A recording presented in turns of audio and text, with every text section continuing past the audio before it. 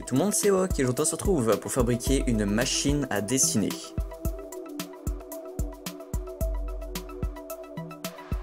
Bon alors juste avant de commencer, sachez que beaucoup d'autres vidéos vont arriver sur la chaîne, alors n'hésitez pas à vous abonner.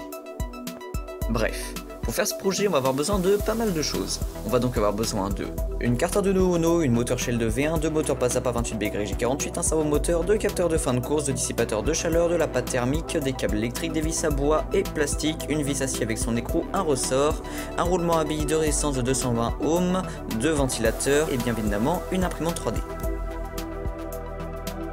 C'est bon, vous avez réuni tous les composants, super. Maintenant on va pouvoir passer à la première étape qui est la fabrication des axes X et Y, et pour ça on va commencer par imprimer les pièces.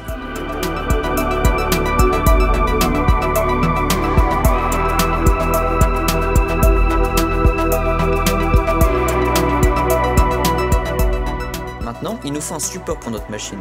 J'ai donc opté pour une planche de contreplaqué de 30 x 24 cm. Mais pourquoi du contreplaqué? Les vis vont se desserrer vu que c'est une matière qui est très aérée. Alors c'est vrai, mais là les vis ne seront pas soumis à des efforts importants, donc ça devrait aller. De plus, le contreplaqué c'est vraiment pas cher, et on en trouve de partout. Je viens tracer un trait dans la longueur de 30 cm à 5,5 cm du bord, afin d'y aligner l'axe X.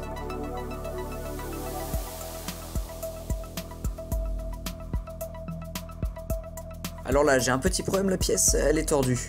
C'est dû au fait que pour aller plus vite, j'ai mis le remplissage de la pièce à 20%, ce qui n'est pas suffisant. Pour la remettre droite, je viens appliquer de la colle à bois au milieu et je la fixe avec deux vis, et je plaque la partie bombée avec un étau pendant 24 heures.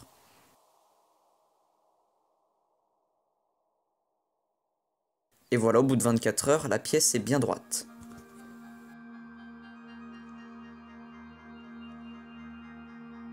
On va maintenant passer à l'axe Y, et pour cela j'ai imprimé ces trois pièces. Mais ouais, elles sont identiques. Alors pas tout à fait, elles ont une épaisseur différente, ce qui va nous permettre d'avoir une pièce qui s'emboîte parfaitement. Pour savoir quelle pièce est la bonne, il nous suffit de prendre celle qui a le moins de jeu. Pour ma part, c'est la numéro 2.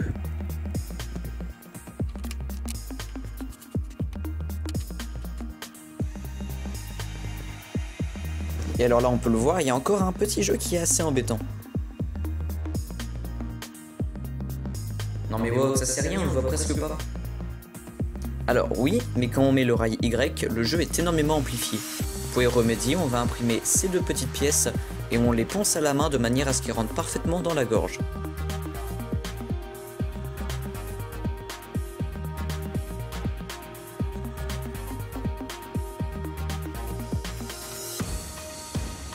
Je viens maintenant mettre un point de colle sur la pièce et j'y colle la crémaillère.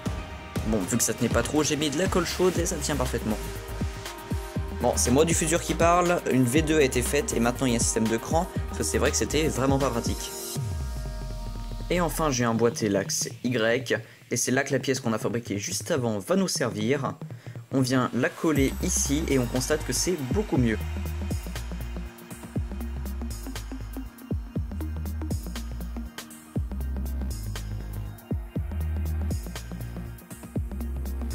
Et si vous voulez que ce soit encore plus précis, vous pouvez mettre l'autre pièce de l'autre côté. Maintenant on va prendre notre moteur pas à pas et on va venir coller un petit pignon. Bon, c'est encore moi du futur qui parle, j'ai fait une V2 avec un détrompage carré de manière à ce que ça ne se décolle pas. Et je viens ensuite fixer mon moteur avec deux vis. Maintenant, si comme vous avez un moteur avec une nappe comme ceci, bah il va falloir la couper. On vient ensuite prendre la petite pièce ronde qu'on colle sur l'axe Y. On vient ensuite choisir cette pièce qu'on choisit de la même manière que la première, à laquelle on colle la deuxième crémaillère. Et contrairement à la première, si cette pièce a un petit peu de jeu, ce n'est pas grave. Et enfin, on vient coller le roulement sur le cylindre qu'on avait précédemment collé. Bon, on va maintenant passer un petit peu de soudure pour se changer les idées. L'idée, c'est de créer des capteurs de fin de course afin que la machine se repositionne au bon endroit quand elle redémarre. Pour ça, on va relier deux capteurs de fin de course aux entrées analogiques de l'Arduino, car toutes les entrées logiques sont prises. On vient donc souder un premier pin sur le plus 5 volts et un deuxième sur le A0. Le problème maintenant, c'est que notre entrée n'est pas stable. On vient donc mettre une résistance de pull-up entre la GND et l'entrée A0.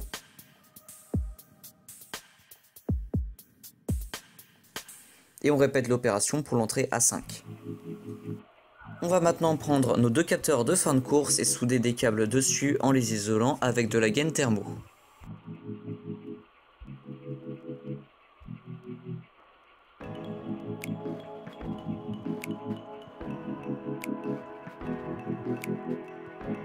Maintenant, je vais devoir repercer le trou du capteur car il est trop petit pour la vis.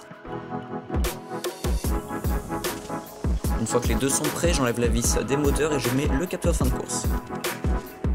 On va maintenant s'attaquer à l'axe des aides. Pour ça, il va nous falloir une vis avec son écho, une vis plastique, un ressort et pas mal de pièces imprimées en 3D. Et le montage est assez simple et se passe de commentaires, donc c'est parti.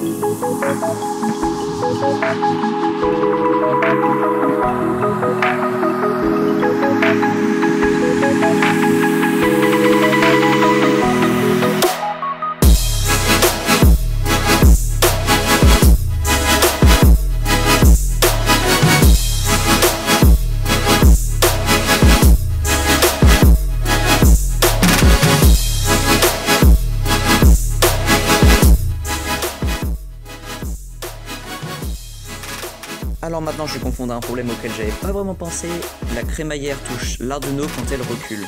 Pour y remédier, j'ai dessiné cette pièce qui va servir de pont pour l'Arduino et la shield.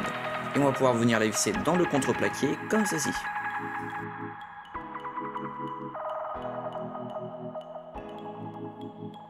Et c'est parti pour le câblage de tous les composants.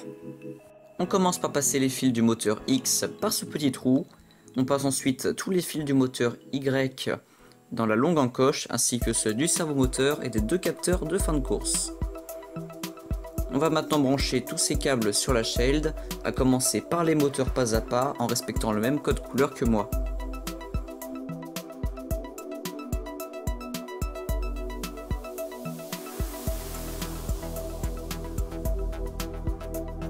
Et on va ensuite brancher les deux capteurs de fin de course et le servomoteur.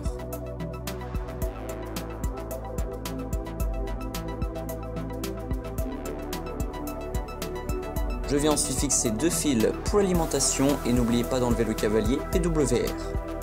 Et on vient placer la shield comme ceci. Afin qu'il n'y ait pas de câble qui bloque la crémaillère, je viens tirer les fils du moteur X et je les colle. Je fais de même avec ceux de l'axe Y que j'accroche entre eux avec un cerclips.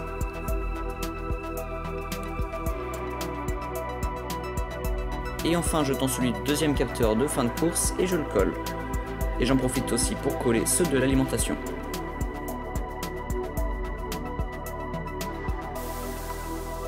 Il ne reste plus qu'à fixer la shield avec des vis, ce n'est d'ailleurs pas grave si le PLA se casse à cet endroit là. Bon, un petit problème auquel j'avais pas pensé, les moteurs chauffent beaucoup. J'ai donc mis des radiateurs avec de la pâte thermique. C'était mieux, mais ça ne suffisait pas. J'ai donc rajouté deux petits ventilateurs comme ceci, et c'est tout de suite beaucoup mieux. Pour les ventilos, vu qu'on n'a pas besoin de la PWM, qui pour moi est le fil jaune, je viens la couper. Pour fixer le premier ventilo, je viens imprimer cette pièce que je viens visser au même endroit que le moteur. Puis, je visse le ventilo dessus. Pour le deuxième, je viens le fixer avec une vis acier et un écrou juste ici. Bon, à ce stade, on a deux choix. Soit on connecte les deux ventilos à la lime 9 volts en parallèle de la shield, soit on met un régulateur de tension 9 volts pour la shield et on fait en sorte que la lime générale soit de 12 volts. Pour ma part, je vais prendre la deuxième option, tout simplement parce que les ventilos sont faits pour tourner en 12 volts, ce serait donc dommage de les faire tourner qu'en 9 volts. De plus, les alimentations 9 volts sont beaucoup plus répandues que les 9 volts. Mais si vous ne voulez pas vous prendre la tête davantage et que vous avez un transformateur 9 volts sous la main, vous n'avez qu'à souder les ventilos en parallèle de la shield. Bref, pour ceux qui veulent une alim 12 volts, il va falloir un 7809, de préférence dans un boîtier TO220, un dissipateur thermique, encore de la pâte thermique et une prise femelle. On va commencer par pointer les endroits où vont arriver les pattes du dissipateur, puis on perce. Et si j'ai choisi cet endroit pour placer le dissipateur, c'est simplement parce que lui aussi va pouvoir profiter du flux d'air du ventilateur. On vient ensuite tordre les pattes du 7809 à 90 degrés. Et vu que je n'ai pas de vis appropriée, je viens repercer le dissipateur. Et je visse ensuite le régulateur de tension avec de la pâte thermique au dissipateur de chaleur. Des soudures, rien de bien compliqué, je relie les plus des ventilos ensemble et je fais de même pour les moins que je soude directement sur l'alimentation. Je relie ensuite le plus de la lime à la broche IN du 7809, puis le moins à la broche GND, et enfin je relie le plus de la shield à la broche OUT. Et le moins de la shield, je le relie directement au moins de l'alimentation. Et enfin n'oubliez pas d'isoler un minimum les soudures avec de la gaine thermo. Et je colle ensuite la lime. Et il ne reste plus qu'à brancher notre carte Arduino au PC. Téléchargez ensuite le code test en description, puis on va inclure la librairie AFMotor et téléverser le code sur la carte. On peut à présent la débrancher et l'insérer sur la shell qu'on vient alimenter en 9 volts. On rebranche ensuite notre carte au PC et si tout est correct, vos axes devraient se positionner à la position 0, 0. Si ce n'est pas le cas, ouvrez le moniteur série et regardez ce qu'il indique. Le servomoteur aussi a bougé et s'est placé à sa position où le stylo est bas. On va donc venir y fixer son bras. On téléverse ensuite le code nommé tracé zone. On insère un stylo noir et les moteurs vont venir tracer la zone de dessin. Enfin, on téléverse le code CNC Arduino et les axes vont venir se positionner au milieu de la zone de dessin. On est maintenant sur la dernière ligne droite. Il ne nous reste plus qu'à télécharger Inkscape, qui est un logiciel de dessin gratuit. Alors, ne prenez pas la dernière version car l'extension ne marchera pas. On va prendre la version 0.47 qui n'est disponible que en 32 bits. Une fois que c'est fait, on va venir télécharger ce fichier depuis le lien dans la description, l'extraire et le mettre dans le dossier extension de Inkscape.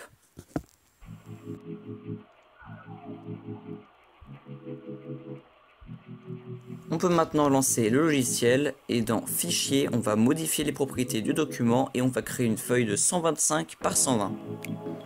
On colle ensuite une image et on va la vectoriser.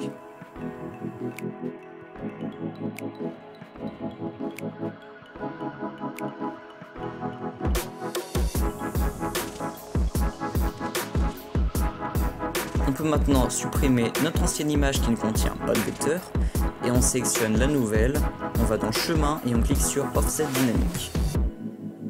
On peut maintenant l'exporter au format G-code.